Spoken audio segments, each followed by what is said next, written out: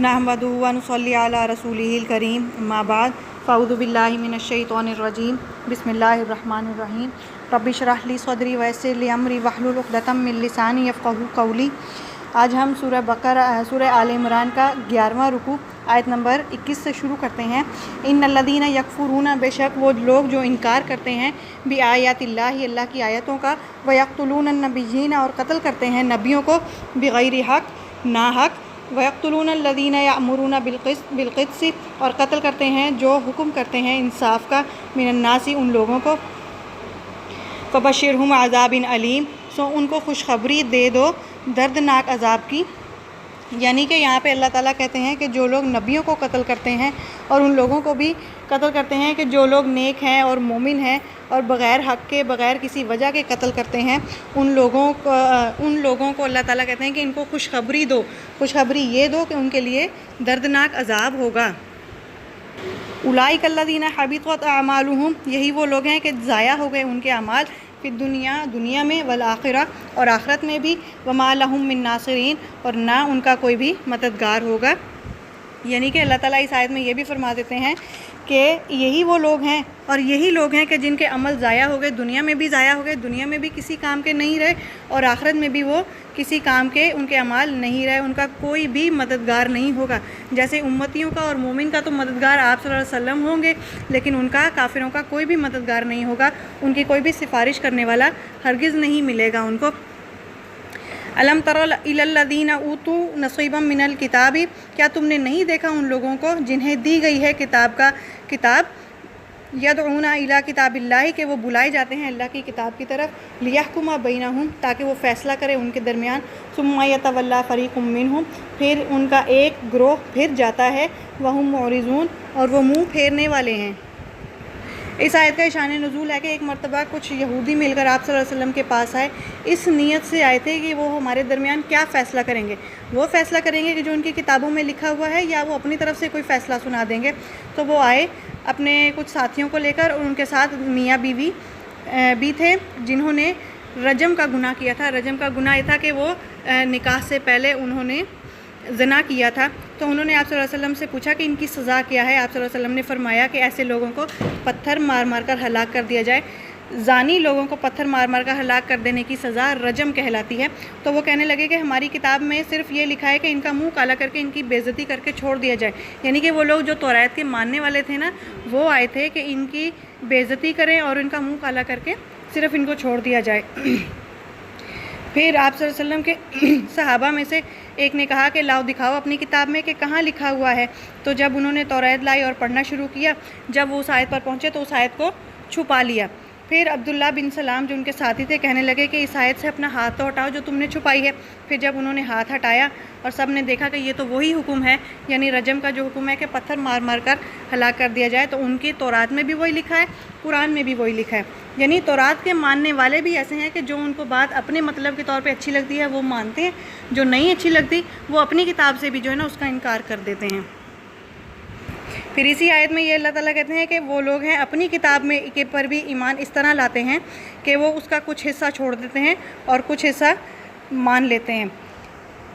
ज़ालिका बिअन्नहुम क़ालू लन तमस्सना अन्नारु इल्ला अय्यामम मादूदात, ये इसलिए कि वो कहते हैं कि हमें हरगिज़ ना छुएगी आग, दोज़ख की आग, चंद दिन के गिनती के, वग़र्रहुम फ़ी दीनिहिम मा कानू यफ्तरून, और वो उन्होंने धोखे में डाल दिया उनके दीन ने और वो उसी को ही घड़ते रहते हैं। अब यहाँ पर तौरात वाले यानी कि जो काफिर थे वो ये कहते थे कि हम लोग इसलिए गुनाह करते हैं कि हमें जो है ना,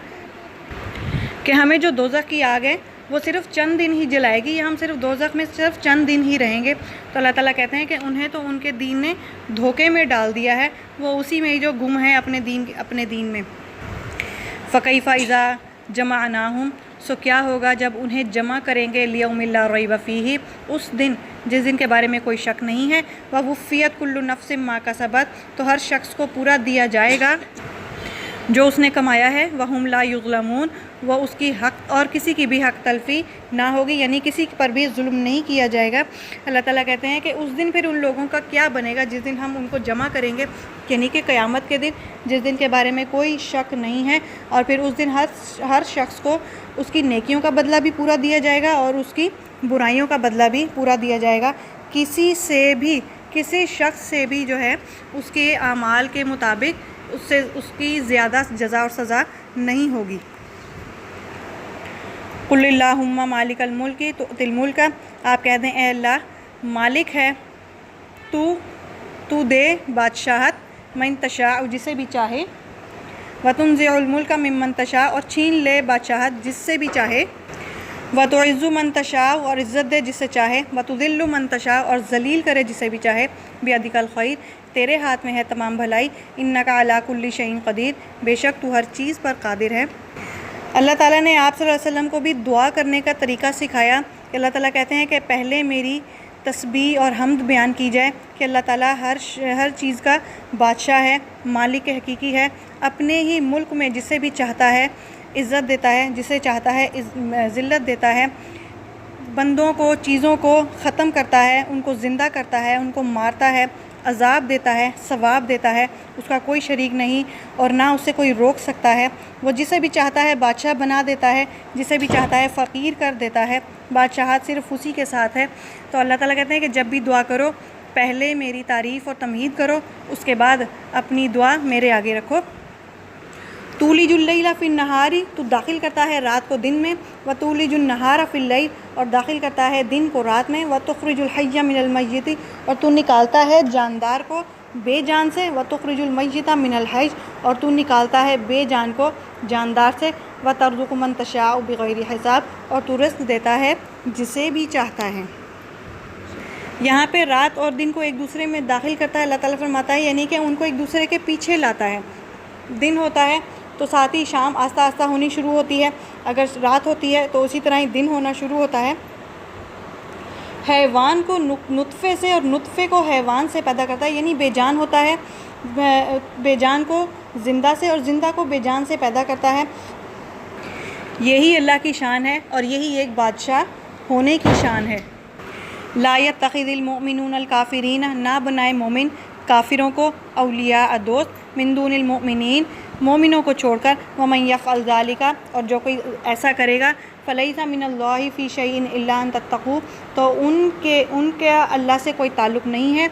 سوائے اس کے کہ وہ بچاؤ کریں، منہم تقواہ اپنا بچاؤ، ویحذرکم اللہ نفسہ اور اللہ ڈراتا ہے تمہیں اپنی ذات سے، وإلی اللہ المصیر اور اللہ کی طرف لوٹ کر جانا ہے۔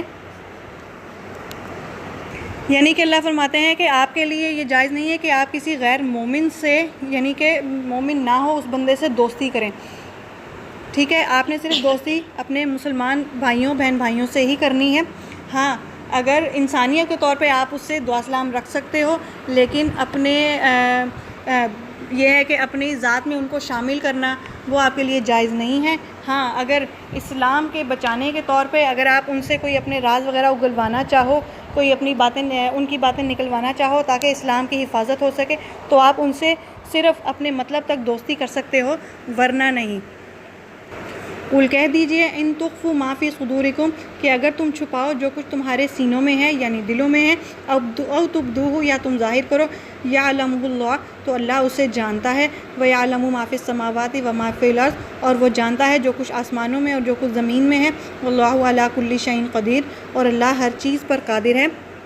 اللہ کی طرف سے بندوں کو یہ بتایا جا رہا ہے کہ اللہ سے ڈرتے رہیں اور ایسے اعمال ہرگز نہ کریں کہ جس سے انہیں منع کیا گیا ہے جو اللہ کی ناراضگی کا سبب بنتے ہیں۔ بندہ اس یقین کے ساتھ دنیا میں رہے کہ اللہ سے کوئی بھی بات چھپی ہوئی نہیں ہے، وہ دلوں کے بھید جانتا ہے، چاہے بندہ اسے ظاہر کرے یا چھپائے، اور وہ آسمانوں اور زمین کی تمام چیزوں کو جانتا ہے۔ زمینوں میں، پہاڑوں میں اور سمندروں میں ایک ذرہ یا اس سے کوئی بھی چھوٹی چیز اللہ تعالیٰ سے چھپی ہوئی نہیں ہے، اور جب کوئی چیز چھپی ہوئی نہیں ہے تو اگر اللہ کوئی شخص پوشیدہ طور پر کافروں سے دوستی بھی رکھے یا نبی کریم صلی اللہ علیہ وسلم کی تذلیل کرے یا کفر کا ارتکاب کرے تو اللہ تعالیٰ یہ سب باتیں کیسے اللہ تعالیٰ سے یہ ساری باتیں کیسے چھپی رہ سکتی ہیں۔ یعنی کہ بعض منافق ہوتے تھے نا کہ ہم مسلمانوں سے دوستی کرتے ہیں، ہم تو مسلمانوں کے ساتھ ہیں، لیکن اصل میں وہ ان کے دل کافروں کے ساتھ ہوتے تھے۔ تو جب اللہ کہتا ہے کہ میرے سے اس دنیا میں کوئی بھی چیز چھپی ہوئی نہیں ہے تو تمہارے دلوں کے بھید بھی ہرگز چھپے ہوئے نہیں ہو سکتے، تمہیں اس پر یقین ہونا چاہیے۔ یوم تجد کل نفس ما عملت، جس دن ہر شخص پائے گا جو اس نے کمایا ہے، من خیر محضرا، کوئی بھی نیکی ہو اس کے پاس موجود ہوگی، وما عملت من سوء، اور جو کوئی اس نے برائی کی ہو وہ اس کے پاس آ جائے گی، تود لو ان بینہا و بینہ، اور کوئی آرزو کرے گا کاش اس کے درمیان اور اس کی اعمال کے درمیان امدم بعیدہ دور کا فاصلہ ہو جائے، ویحذرکم اللہ نفسہ، اور اللہ تمہیں ڈراتا ہے اپنی ذات سے، واللہ رؤوف بالعباد، اور اللہ اپنے بندوں پر شفقت کرنے والا ہے۔ اگر اللہ تعالیٰ نے دنیا میں کسی کو ڈھیل دیتا ہے یا اس کو ڈھیل دی ہوئی، یعنی کہ وہ جتنے مرضی گناہ کر لے اللہ تعالیٰ اسے کچھ نہیں کہتا۔ بعض کافر یہ بھی کہتے تھے نا کہ اگر ہم اتنے ہی گناہ گار بندے ہیں تو اللہ تعالیٰ ہمیں سزا کیوں نہیں دیتا؟ تو آپ صلی اللہ علیہ وسلم فرمایا کرتے تھے کہ یہ تمہارے لیے ایک ڈھیل ہے اور یہ تمہارے لیے مقرر دن ہے، اس کے بعد ایک مقرر مدت کے بعد تمہیں میں اپنے پاس بلاؤں گا اور تمہارے ہر اعمال کا بدلہ دوں گا، اگر وہ نیک ہوں گے تو تمہارے لیے فائدہ ہے، اور اگر وہ بد اعمال ہوں گے یعنی برے اعمال تمہارے کیے ہوں گے تو تمہارے لیے نقصان ہے۔ اس دن بندہ برے نقصان والا یہ خواہش کرے گا کہ کاش میرے درمیان اور میرے اعمالوں کے درمیان میلوں کا فاصلہ ہو جائے، کہ میں اس کو دیکھ بھی نہ سکوں، کہ میرے سامنے یہ آئیں بھی نہ۔ اس دن ہر شخص اپنی نیکیوں کو اپنے سامنے پا لے گا اور اپنے گناہوں کو بھی اپنے سامنے دیکھے گا۔